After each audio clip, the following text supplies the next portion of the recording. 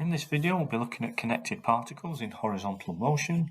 So we'll be looking at the forces acting on these objects and applying Newton's second law. So here we have two objects A and B connected by a light, inextensible string.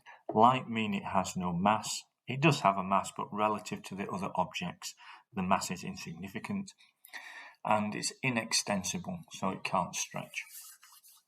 Both objects are at rest on a smooth horizontal plane when a pull force acts on object A. So what horizontal forces will there be? Well, as soon as there's a pull force on object A, and because there is no friction, the object will begin to move, so we'll have an acceleration. The tension in the string arises because the string will become taut, and therefore the tensions are equal and opposite. They act inwards at the ends of the string as shown in the diagram.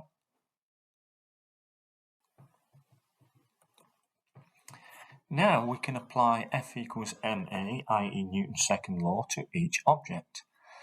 On object A, we'd obtain P minus T equals the mass of A, so that M suffix A, that's the mass of A, times by the acceleration. For object B, we only have one force, which is the tension, so we have tension equals mass of B times acceleration.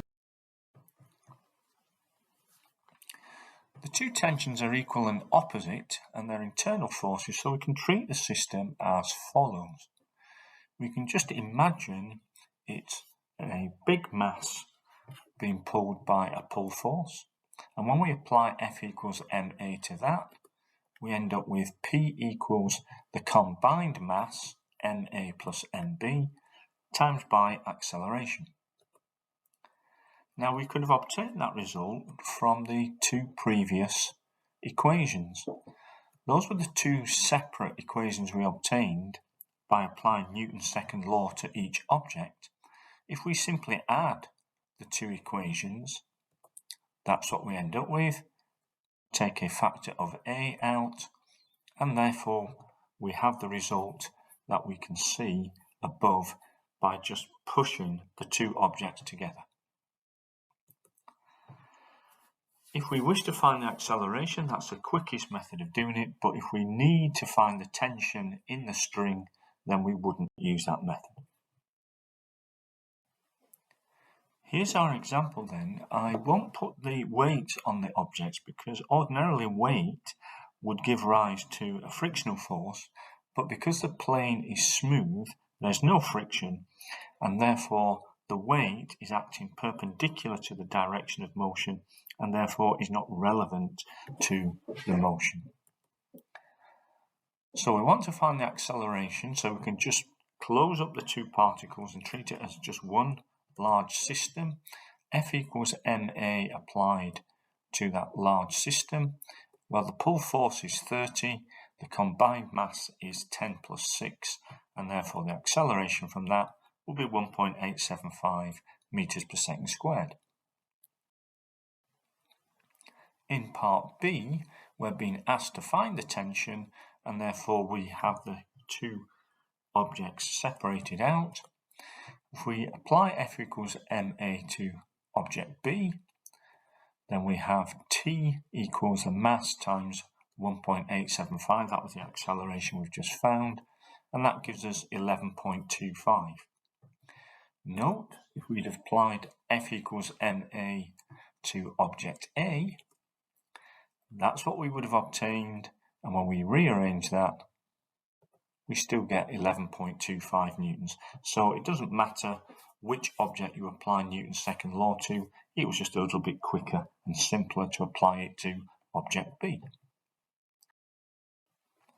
We're now going to talk about thrust in a rod, which a rigid object. In a string, when it's being pulled, you get tension acting inwards.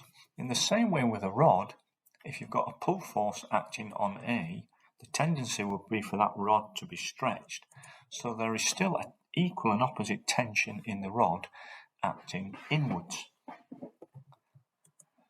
However, if a push force is applied at A, and that means that the rod would be being compressed, then we end up with a thrust. And the thrust is an equal and opposite force acting outwards at both ends of the rod. So imagine a situation whereby A is a car, say, pulling a caravan B with a tow bar. If A brakes, the tendency would be for the caravan to keep moving and it would push into the rod. So it would start compressing the rod. And therefore you would see a thrust occurring, as you can see on your diagram. And if B was the caravan, then this thrust would be what would be slowing B down. It would be slowing the caravan down. Here's our example then taken from the Wacky Races, and I pause for a moment to give thanks to William Hanna and Joseph Barbera, whose genius brought great joy to millions with their cartoons. So Dick Dastardly is giving a tow to Penelope Pitstop. They're travelling along a horizontal road. The resistances to motion on each vehicle are shown on the diagram. And at some point, Dick Dastardly applies the brakes and decelerates at 5 meters per second squared. Now, at the moment that Dick Dastardly applies his brakes, the tendency would be for Penelope Pitstop's car to keep moving at the same speed. So by doing so, that would provide a compression on this tow bar here. And because there's a compression on that tow bar, it creates a thrust at each end. So it's an equal and opposite thrust acting outwards from each end of the tow bar. So this thrust here would be the thrust acting on Penelope's car. That would slow that car down, and this thrust here would be acting on the Mean Machine, Dick Dastardly's car. Now, we want to find the thrust, we want to find the value of T. So if we apply that on Penelope Pitstop's car, then we have T, which is that thrust, is acting with the resistance of 350 newtons. So we add those two forces together because they're acting in the same direction. And that equals 300 times 5. Now you might be thinking that should be negative 5, but I'm just taking, for simplicity, the to the left being the positive direction. So that would make the T positive, it would make 350 positive, and it would make 5 positive. If you want to take 5 to be negative, because it's deceleration, then that would mean anything to the left is negative. So the T would be negative, the 350 would be negative, but you'd get exactly the same equation. And that gives us 1150 newtons for our thrust. Here's another example taken from Wacky Races. And this time it's not a tow bar, it's a metal chain. Now the chain isn't capable of producing a thrust because it will compress, it will go slack. So that's why actually you shouldn't actually tow something with a chain or a rope. So we've got a forward thrust of 900 newtons. We have a tension now, not a thrust, a tension in each end of the chain acting inwards. The reason why there's tension because there's no compression on the chain. If it were compressed, it would just go slack. There's 350 newtons acting on the Creepy Coupe and 300 newtons acting on the Arkansas Chuggabug. Now we want to find the acceleration of each vehicle, not asked for the tension just yet, we're asked for the acceleration. And therefore, we can treat the system as one single system where these two internal tensions are overlooked. So if we just put the two objects together, the pull force is 600 newtons, the total resistance is 650 newtons. That's 350 on the Creepy Coupe plus the 300 on the Arkansas Chuggabug.